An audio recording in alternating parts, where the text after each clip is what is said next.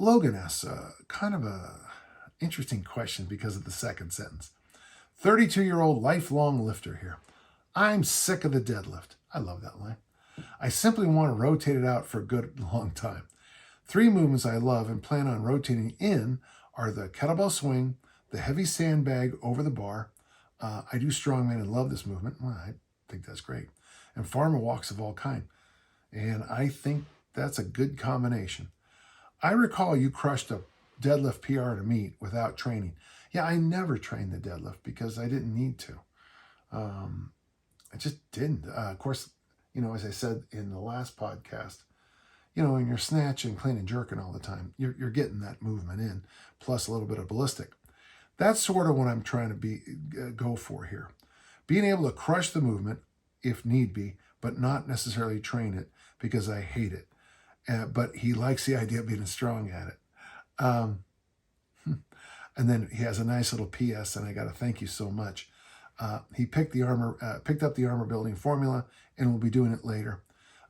It's the best read since Mass Made Simple, in my opinion. Well, anytime you like my work, I appreciate it, okay?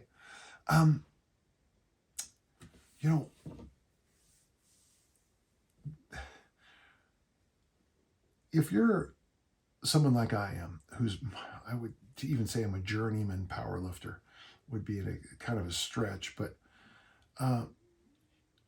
in Olympic lifting, it's like playing the violin. You have to do the Olympic lifts.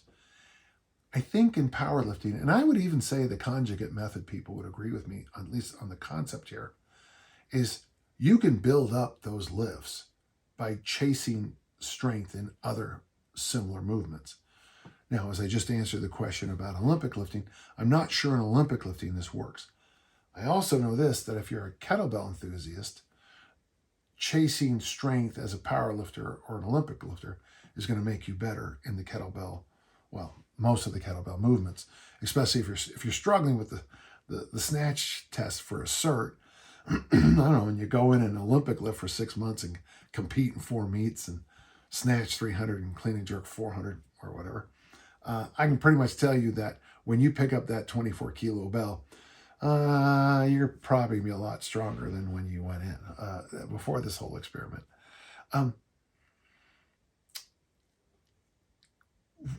If you really want to build your deadlift, to me, it does help to be born a deadlifter, be extremely short, have really long arms. Right here, I've got Bob Peoples' book, and if you just look at the way he's built, you can kind of see that he's sort of born to be a deadlifter.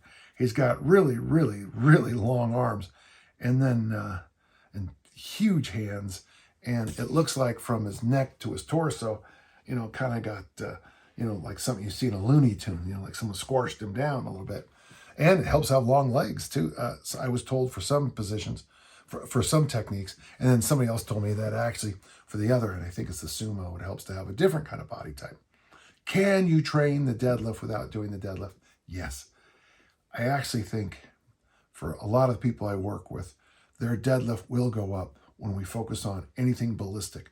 You're talking about the kettlebell swing and this heavy sandbag over the bar thing. And of course, farmer walks, which is going to build your grip. That to me is that classic thing we call the what the heck effect. When you do something over here and it helps you over there. It's interesting because I find the what the heck effect happens in my own life. I go to a friend's birthday party, I meet somebody, I start sponsoring this jazz festival, and then all of a sudden at the jazz festival, I meet all these people, and all these other doors open up. How did this all happen? Oh, I went to a birthday party. That's a what the heck effect in real life. And then sometimes we get the what the heck effect very commonly with the kettlebell swing. I wrote an article about it a long time ago.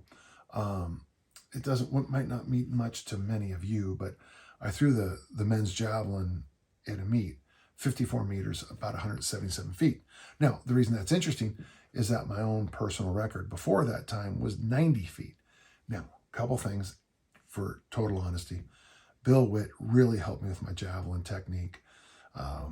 We were both in Ohio and Southern California, And we had these huge spaces of time in California where he just worked on me with my javelin technique. Having said that, at the same time, I was also doing a lot of kettlebell swings. And I added, now, I mean, to go from 90 feet to 177, obviously there's going to be technical improvements. But there's got to be more than that, because my technique wasn't horrid. So it also tells you how bad of a javelin thrower I was before I improved. But there's a picture of me in the article for Dragon Door. I'm like that after the release of the throw, because nobody thought I could throw the javelin that far, including all my competition and all my friends. And it's that what the heck effect. So the what the heck effect is when you do something like swings and you throw the javelin farther. You do monkey bars and none of the javelin throwers get, you start doing monkey bars and none of my javelin throwers got hurt that season. You do this and this happens.